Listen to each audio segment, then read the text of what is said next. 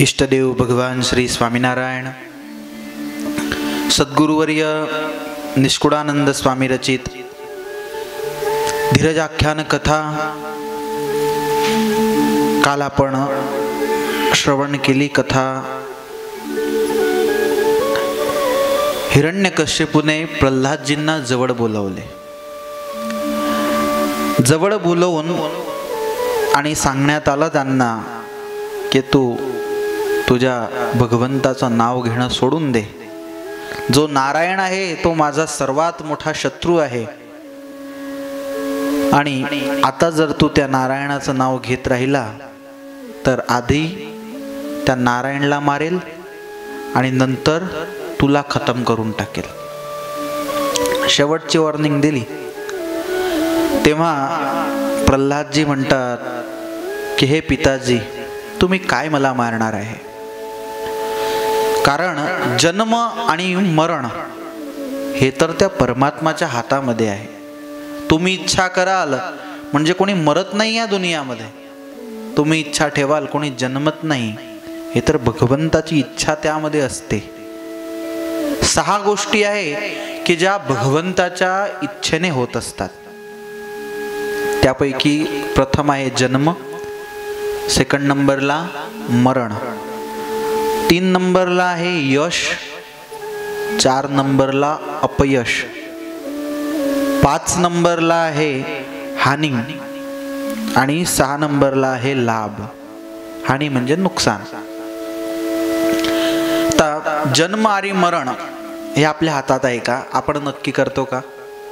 नाही, ते तर भगवान नक्की करून पाठवत असतात। भगवंताच्या इच्छेनुसार जन्म आपला होतो। आपण नक्की करत नाही की मला चौधरी परिवारामध्ये जन्माला यायचं आहे की पाटील परिवारामध्ये जन्माला यायचं आहे, महाजन परिवारात। ते तर भगवानच्या इच्छेनुसार आपल्या कर्म प्रारब्धानुसार आपल्याला तिथे जन्म घ्यावा लागतं। मरण आहे, आपण कधी नक्की करत नाही की मी 80 वर्षाचा होईल आणि मस्त गुलाबजामुन खाता खाता मरेल। नक्की आहे का? ठेचा पोळी खाता खाता कोणी उचकून जातं। त्यानंतर 3 नंबरला सांगितलं यश। आपण कर्म करतो पण यश देणं अपयश देणं, तिसरी आणि चौथी वस्तू ते परमात्माच्या हातामध्ये असते। कोणी खूप मेहनत करतं तरी पण त्याला यश मिळत नाही आणि कोणी लहानशी मेहनत करतं तरी पण त्याला तरच यश मिळून जातं। खूप काही सहन केल्यानंतर, कष्ट केल्यानंतर पण अनेकांना अपयश मिळतं। तर ते असे कर्म आपले आहे आणि भगवंताच्या इच्छेनुसार हे सर्व प्राप्त होतं। नुकसान आणि लाभ हा पण तसाच आहे। एक सारखा एक समान बिझनेस चालू करणारा मनुष्य, कोणी शिखरावरती पोहोचतं तर कोणी चालू केलं असतं त्याकरता पण डाऊन जातं। तर भगवंताची इच्छा असते आणि भगवंताच्या इच्छेनुसार या 6 वस्तू घडत असतात। पण एक आहे, जन्म आणि मरण भगवंताच्या इच्छेनुसार होतं, पण ह्या जन्म आणि मरण मधला जो गॅप आहे त्या गॅप मध्ये म्हणजे जीवन कसं जगायचं ते मनुष्याच्या हातामध्ये असतं। भगवंतांनी स्वतंत्रता देऊन टाकली आहे, त्यामध्ये भगवंताची इच्छा नाही, भगवंतांनी स्वतंत्रता दिलेली आहे। एक तुम्हाला कॅरेक्टर दिलेला आहे की त्या कॅरेक्टरमध्ये राहून तुम्ही तुमची भूमिका बजवायची, भूमिका करायची। भगवंताच्या भक्ताच्या रूपाने दिली आहे, कोणाला भगवंतांनी पिताच्या रूपामध्ये दिली आहे, पुत्राच्या रूपामध्ये। जी पण भूमिका सध्या तुम्हाला भगवंतांनी दिली आहे, कोणता नट असला त्याला जी भूमिका दिली असली, मग तो त्या पात्रामध्ये व्यवस्थित जर भूमिका बजावली तर पूर्ण बसलेले लोक ताडी वाजवतात।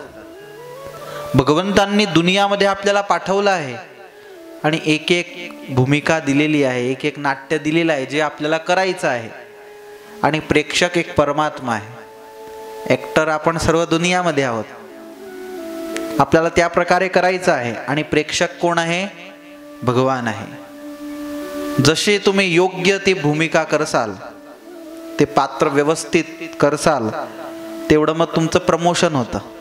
प्रमोशन म्हणजे भगवंताच्या धामात जातो. जसे ज्याचे चांगले कर्म तशी त्याला ऊर्ध्वगती प्राप्त होते आणि जसे ज्याचे खराब कर्म तसे त्याला अधोगती प्राप्त होत असते. म्हणजे भगवंतांनी आपल्याला स्वतंत्रता दिलेली आहे. जन्म आणि मरणामधला जो समय आहे त्यामध्ये एक पुस्तक आहे, ज्या पुस्तकावरती पहिल्या पेजवरती जन्म आहे आणि शेवटच्या पेजवरती मरण आहे. मधले पुस्तक जे पेज आहे ते एकदम खाली आहे. त्यावरती आपण लिहायचं आहे की आपण चांगले कर्म केले की वाईट कर्म केले, ते आपल्या हातामध्ये आहे. हे पिताजी, तुमच्याने काहीच होणार नाही. तुम्ही म्हणता मारून टाकेल मारून टाकेल. आतापर्यंत किती प्रयत्न केले बरं तुम्ही? मोरलं का मी? कारण की रक्षामध्ये भगवान ज्याच्या असले त्याला कोणी काही करू शकत असा विश्वास आपल्याला आहे का? लहानशा प्रल्हादजींना विश्वास होता, आपल्याला आहे? एक उत्तर हिंदुस्थान म्हणजे उत्तर प्रदेश, छपैयाच्या बाजूला च्या आजूबाजूच्या प्रदेशामध्ये लखनौ आणि तिथे मिर्जापूर करून एक गाव आहे. आजपर्यंत मला नाही वाटत की असा प्रसंग स्वामीनारायण संप्रदायामध्ये आहे. हा खूप सुंदर प्रसंग आणि पहिल्यांदा ऐकलेला. एवढी निष्ठा जशी प्रल्हादजींना होती तशी निष्ठा आपल्याला ह्या प्रसंगामध्ये दिसून येईल. एक शेतामध्ये एक परिवार राहत होता. संतांच्या माध्यमातून पती पत्नी यांना दोघांना सत्संग झाला होता. शेतामध्ये दोघे काम करायचे. तिथेच एक लहानशी झोपडी केली होती. एक गावाला मी गेलो होतो 2-3 महिन्यापूर्वी. ते एक परिवार राहत होता. एवढी लहानशी झोपडी. ते 2 जण जर झोपले असले तर पाऊस पडत होता तर प्लास्टिकचे ते जे बॅग सारखं असतं कागद, तो पायांवर ते टाकलेलं. 2-2, 3-3 फूट त्यांचे पाय बाहेर होते. एवढ्या लहानशा झोपडीमध्ये पूर्ण परिवार झोपायचा. तशी लहानशी झोपडी. ड्रॉइंग रूम, किचन, बेडरूम सर्व एकच लहानशी. 5x5ची बी झोपडी नसेल एवढी झोपडी होती. आणि समयावरती समय जात आहे. दोघं पण भजन करत होते आणि त्यांच्या घरी एक बाळ जन्माला आला. आणि बाळ जन्माला येताच भगवंताचं भजन विशेष करू लागले.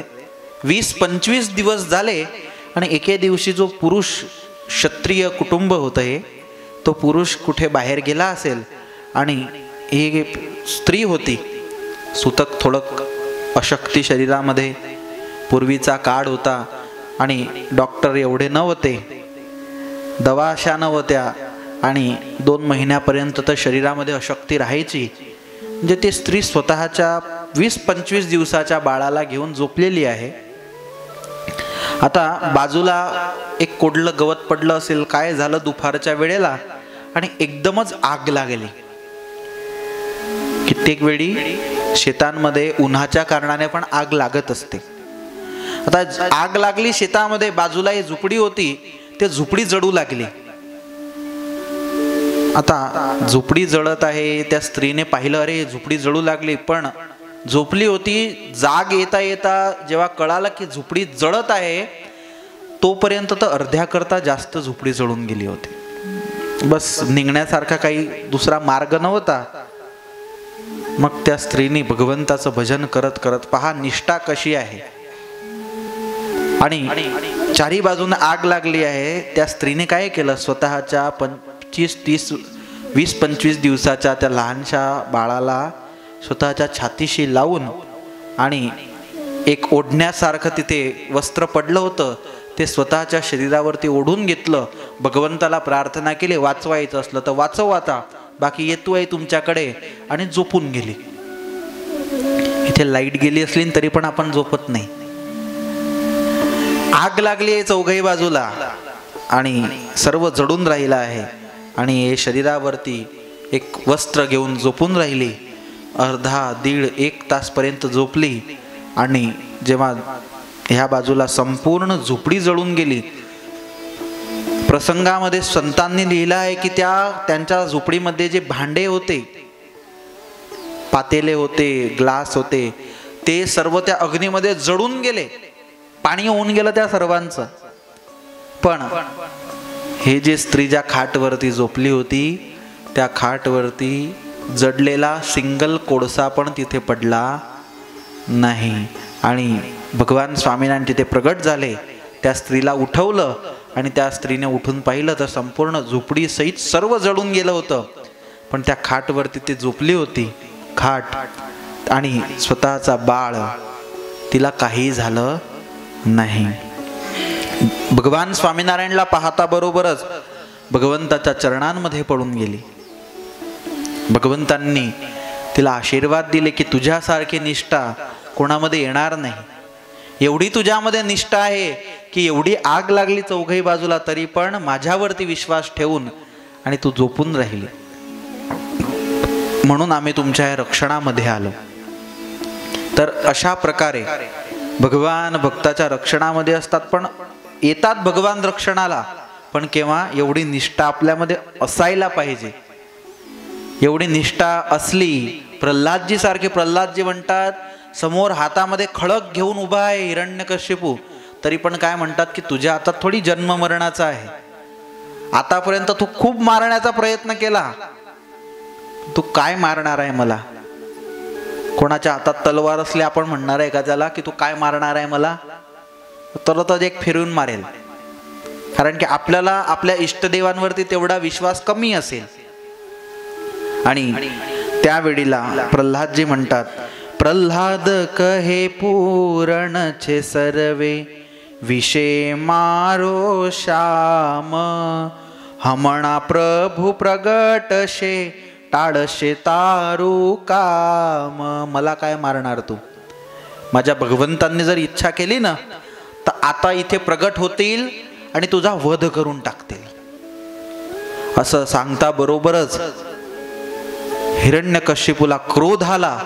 क्रोध येताच हात थरथर कंपू लागले, डोळे लाल झाले, हातामध्ये खळक आहे तो पण थरथर कंपू लागला. क्रोधायमान झालेला हिरण्यकश्यपू म्हणतो की सांग तुझा भगवान कुठे आहे? कुठे आहे तुझा भगवान? आज तर आधी तुझ्या भगवानला मारतो, नंतर तुला खतम करतो.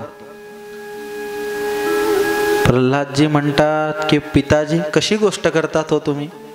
माझे परमात्मा कुठे नाही. जले विष्णू स्थले विष्णू, विष्णू पर्वत मस्तके, ज्वाला माला फुले विष्णू, सर्वम विष्णू मयम जगत.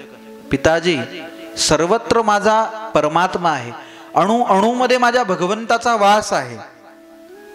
या दुनियामध्ये एक पण अशी वस्तू नाही की ज्यामध्ये माझ्या परमात्माचा वास नाही.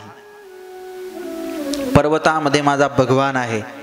सर्वत्र तुम्ही जिथे जिथे तुमची नजर जात आहे तिथे माझे भगवान बसलेले आहे. आपल्याला असा विश्वास आहे. जी प्रल्हादजी यांची दृष्टी होती, गोष्ट तर आता पूर्ण होऊन जाईल, पण यामधून शिकण्यासारखं आहे म्हणून आपण कथा करत आहोत, तुम्ही श्रवण करत आहात. प्रल्हादजीला सर्वत्र भगवान दिसत होते.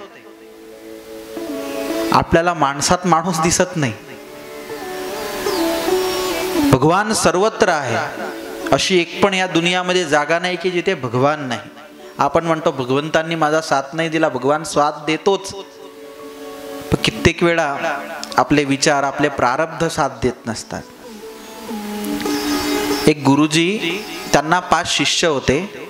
त्यांना झालं की माझी जे गादी आहे ते कोणाला द्यावी, कारण की सर्व जे 5 शिष्य एक सारखे संस्कारी, एक सारखं ज्ञान, त्यांना दिसण्यामध्ये पण एक सारखे, वयाने पण एक सारखे.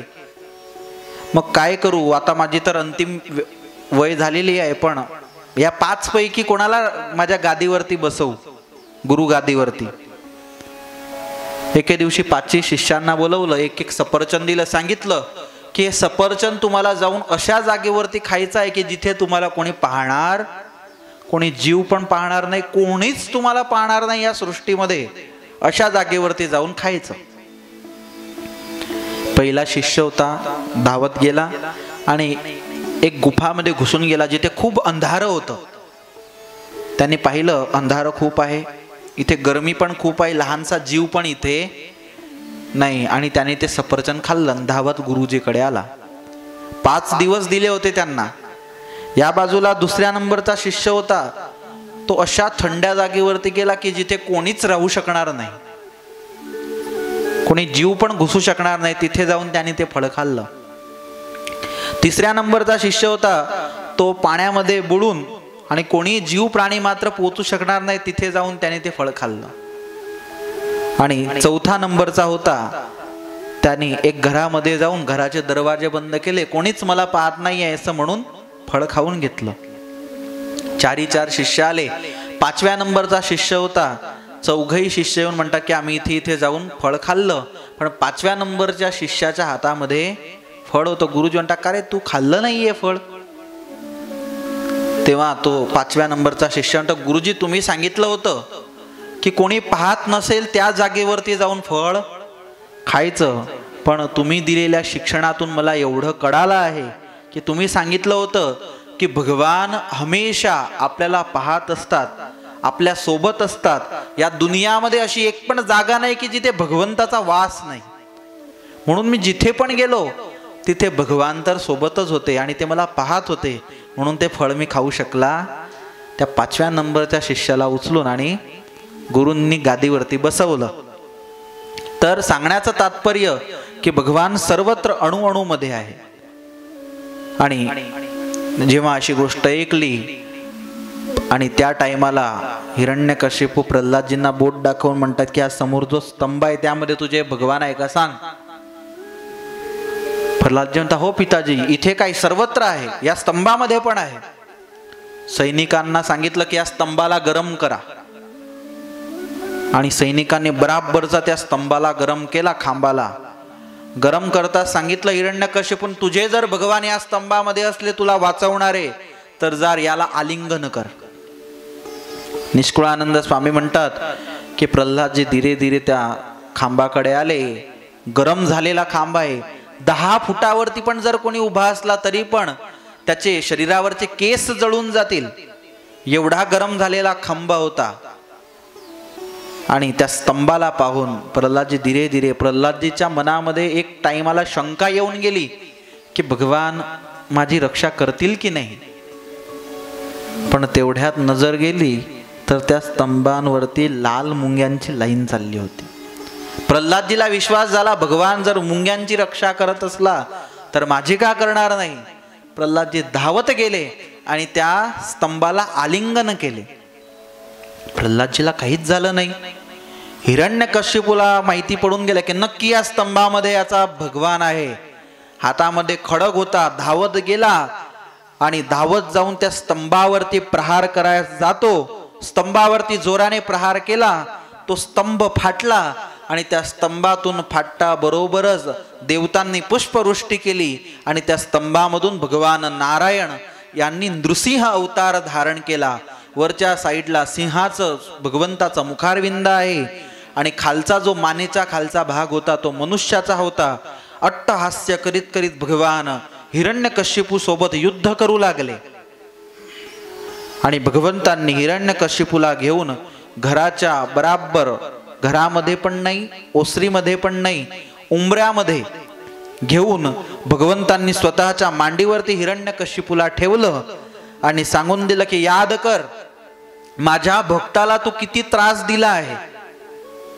आणि ब्रह्माजीकडे तू वरदान मागितले होते ना, याद करून घे सर्व वरदान. आणि हिरण्यकशिपू एक एक वरदान याद करू लागला आणि भगवंतांनी, आता हिरण्यकशिपू याद करतोय, विचार करतोय काय काय मागितलं होतं, आता त्याला याद करू द्या. बाकीची कथा आपण उद्याच्या दिवशी श्रवण करू. सहजानंद स्वामी महाराज की जय. जय श्री स्वामीनारायण.